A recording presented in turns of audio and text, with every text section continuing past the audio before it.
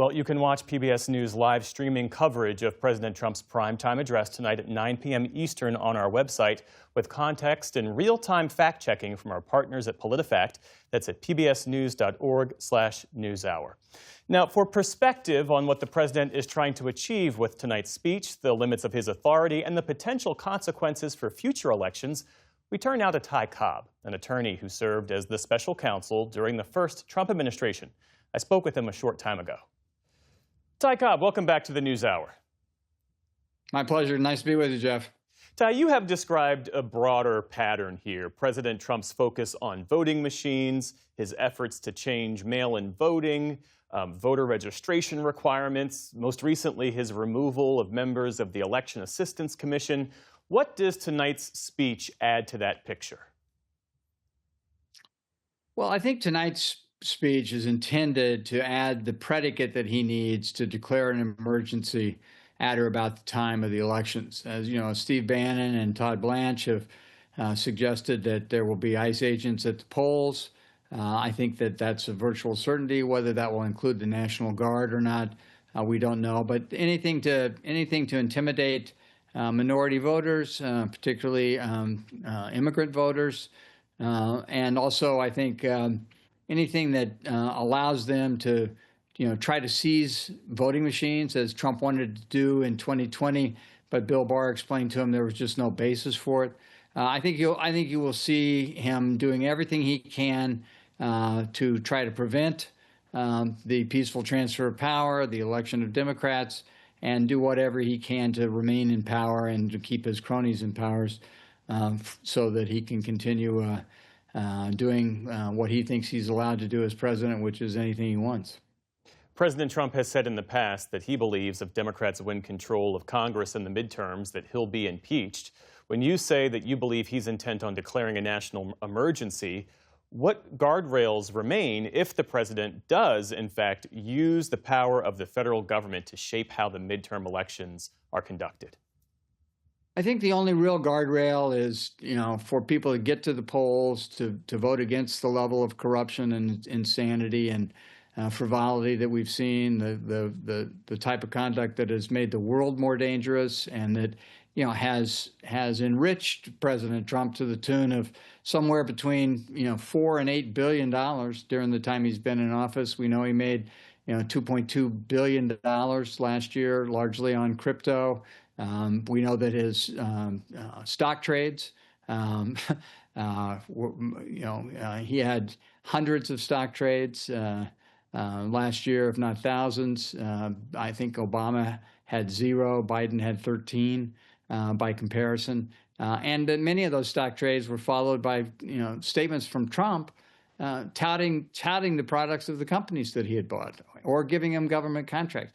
So what we have seen is so inimical to what it has historically meant to be an American president, where integrity, courage, straightforwardness, and an interest in the lives of the people that are being governed were at the front and center. We have a president now who's there solely to enrich himself, his family, and his cronies, and to wield power in a way that satisfies his basest instincts.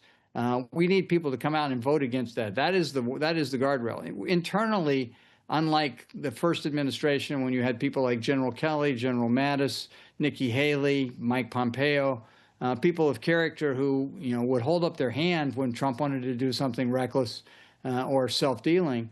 We don't have that now. I mean, we have the Stephen Millers of the world, the Todd Blanches, whose mantra is "I love you, sir. I'm your lawyer." Who has overseen revenge prosecutions, the hollowing out of 20% of the lawyers in the Department of Justice, most of the most experienced and talented lawyers who were in leadership positions. They're gone now, and we've redirected FBI and DOJ resources under Blanche and Patel to immigration cases, to the exclusion of counterterrorism cases, money laundering cases, fraud, and civil rights. So I think we need people to come out and vote against it. That's the best guardrail we have, and that's the only remaining guardrail in our democracy. And yet, if there were genuine vulnerabilities in voting machines or attempts by China to interfere, those would be major national security concerns. How should a president responsibly address those concerns without using them to undermine confidence in an election that has already been settled? Well, I think when you say those concerns, I mean, those concerns are inflated, overrated, and exaggerated. There is evidence historically that China and Russia, had some influence, peddlers that Iran and Venezuela have. That we do this around the world as well. Trying to influence people in public opinion. But on the voting machines, that's been looked at. And frankly, when Fox tried to support Trump's wild claims about abuse of voting machines in 2020, it cost them almost $1 billion, $787 million that they had to pay out, for fraudulently supporting Trump's unfounded claims. And we're going to see that again. Trump's going to make more unfounded claims. The intelligence that comes into the CIA and the FBI is always graded. Some of it's good. Some of it comes from reliable sources. Some of it arises under circumstances that have some credibility. None of the stuff that we're going to hear tonight is that, and particularly the Venezuela stuff. I mean, he's going to use Maduro, probably fabricate a statement of facts, to support a guilty plea from Maduro, which will later be followed by the type of Ghislaine Maxwell treatment where he gets favorable treatment in exchange for doing what the administration wants.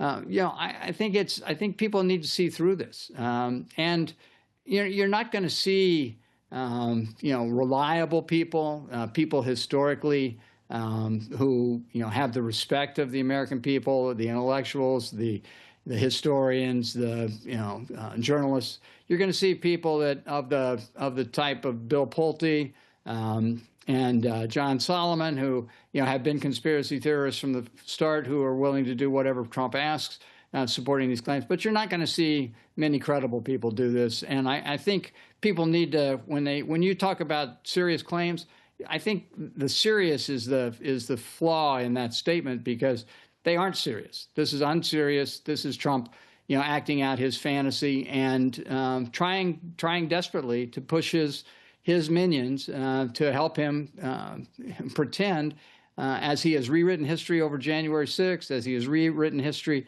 about the 2020 election, to go along with him. Ty Cobb, thanks again for making time for us this evening. Good to speak with you. My pleasure.